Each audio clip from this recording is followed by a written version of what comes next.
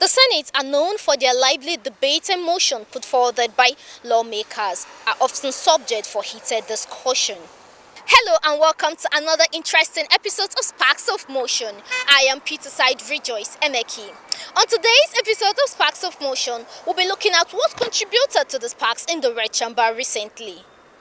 It's just an highlight. We promise not to take much of your time.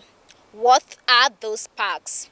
The Senate has announced Senator Abba Moro representing the Benue South Senatorial District of the People Democratic Party as the new minority leader of the 10th Senate, and Senator Ngwu Osita of the Enugu West as the new minority chief whip of the 10th Senate.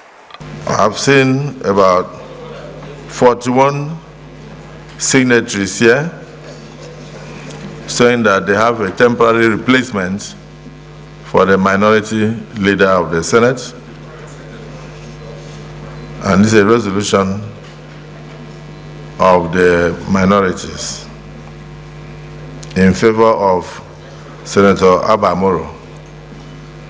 And having seen that he has about 41 signatories to his credit as minority leader of the Senate, I therefore have the privilege to announce that the senior Senator Abba Moro be moved forward as a minority leader of the Senate.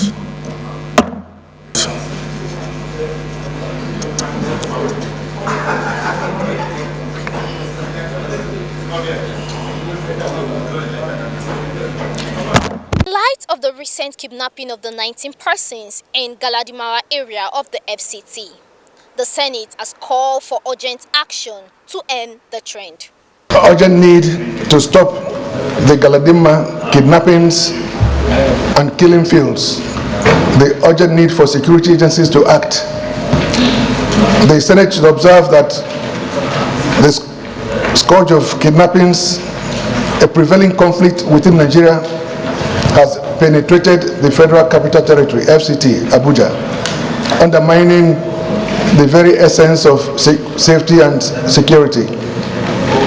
Protests echoing the surge in kidnappings during 2022 spotlighted the worsening situation, emphasizing the indiscriminate nature of these abductions, targeting individuals across various social strata, from politicians to civilians, students, security agents, motorists, farmers, faith-based organizations, and aid workers.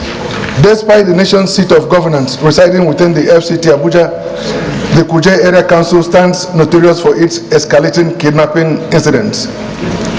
Also observes that whilst efforts have been underway to curtail this insecurity, the persistence of the kidnapping menace remains evident.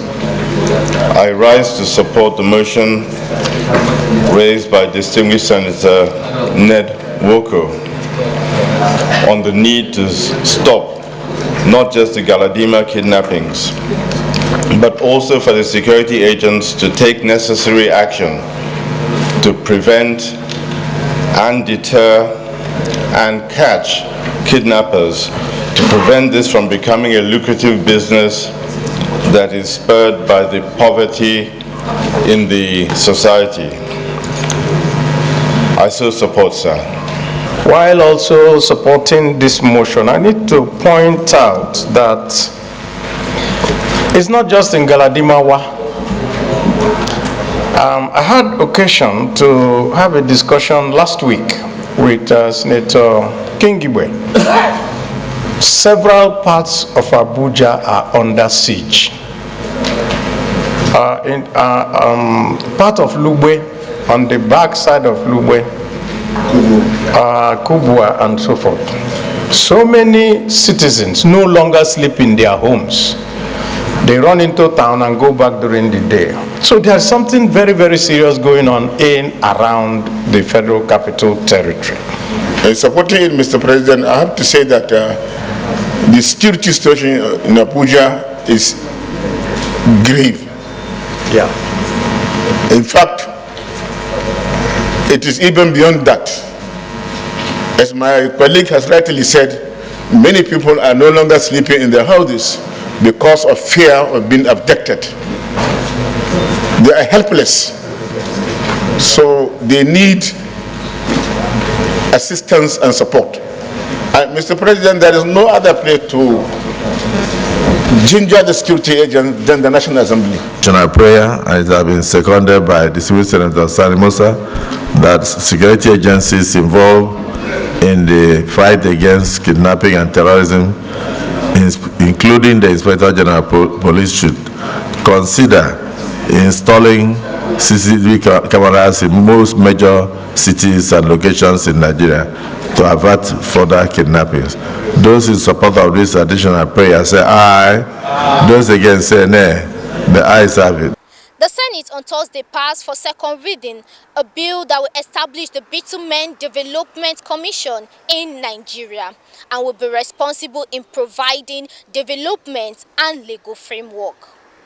Distinguished colleagues, a bill for an act to establish the Bitumen Development Commission of Nigeria and provide a legal framework for the promotion of research, study, investment, exploration, production, exploitation, development, and utilization of locally sourced bitumen in Nigeria and for related matters therewith.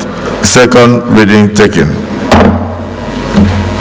Okay, please report back to the Senate in 1 month because of the need to do a thorough job, including public hearing, consultations with stakeholders in the industry and all. Yeah, no, then let's do it in 1 month, please. So 1 month.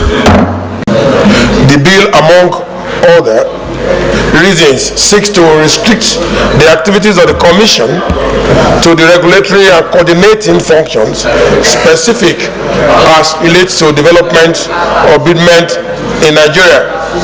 Mr. President, distinguished colleague, you may wish to know that the global in place bitumen and heavy oil resources are estimated to be 5.9 trillion barrels, 936 billion.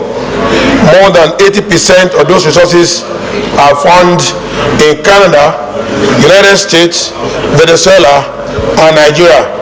Of specific, Mr. Senate President, Nigeria deposit of bitumen is second largest in the world.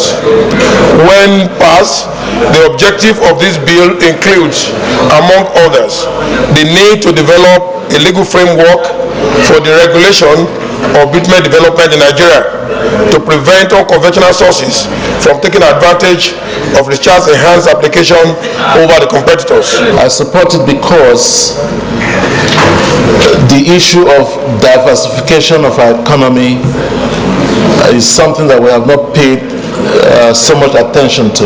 Rather, I think we have paid so much lip service to that. The bitumen that we need, that we are talking about, is what we actually need in this country. It's with us, just like anything else. Instead of exploring and adverting our minds to what we have within the country, there's the rush to always go out to import. And so we neglect what we have and we neglect to develop seriously those things that we have, and bitumen is one of them. If we are able to develop and to improve the exploration and development of the bitumen field in Ondo and other areas of the southwest, I believe we'll be saving the scarce foreign exchange that we use to import this bitumen.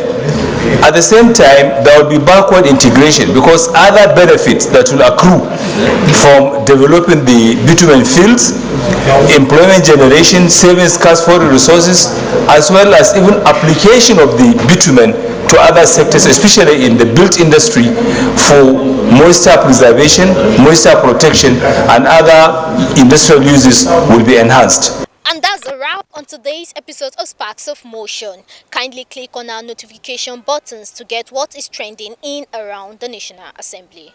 I am Peterside Rejoice Eneki. Sparks of Motion, TNTV.